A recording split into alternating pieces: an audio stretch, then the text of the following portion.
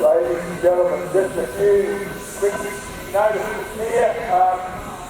We have a lane just behind the desk willing to take your membership money for next year.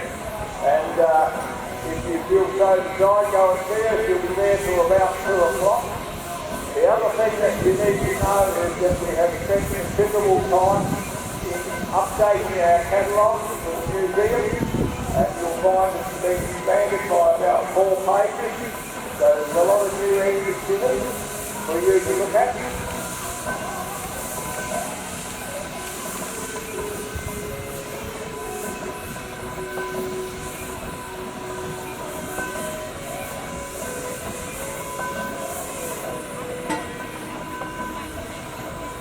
You can come over and sign up as a new member.